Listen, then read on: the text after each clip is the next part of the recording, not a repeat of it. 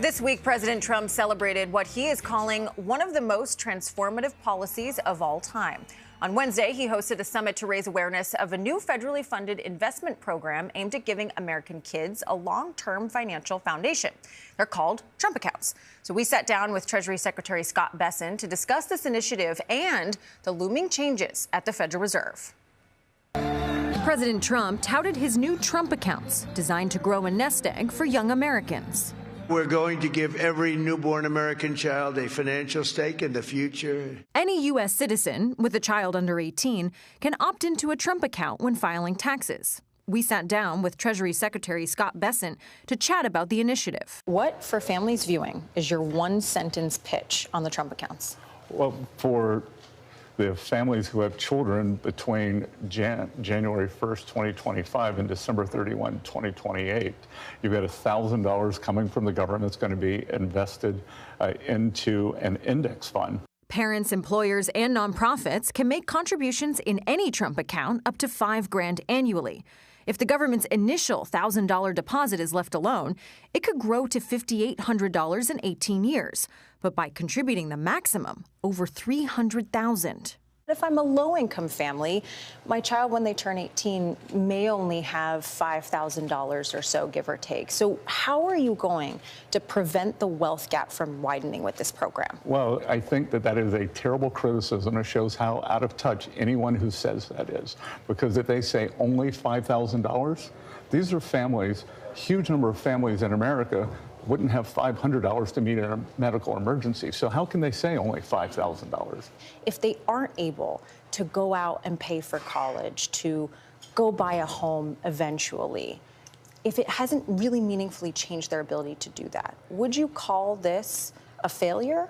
Or is there a different way that the Treasury measures success in this particular program? Well, as I said, so many Americans couldn't even meet a $500 emergency.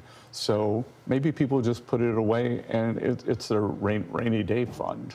You know, it can be a component. Like, I worked 3 jobs to put myself through college, so maybe I would just be working 2 if that happened. What are some of the safeguards in this program that will help educate folks so that when someone does turn 18, they are able to utilize this in the right way and benefit? Sure, great question. I've been a big proponent of financial literacy over the years. We are pressing the states. We think states should be in charge of education, but I believe that by virtue of the accounts existing, we're going to have a great real-time laboratory that people are going to want to get up to speed because you're going to be able to look at it on your phone. We also discussed Federal Reserve Chairman Jerome Powell. The Department of Justice launched a probe into Chair Powell in connection to renovations at the central bank.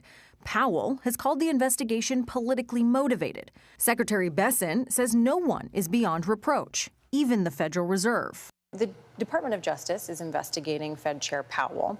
What message should that send to future Fed chairs as the president is about to announce who will succeed Powell?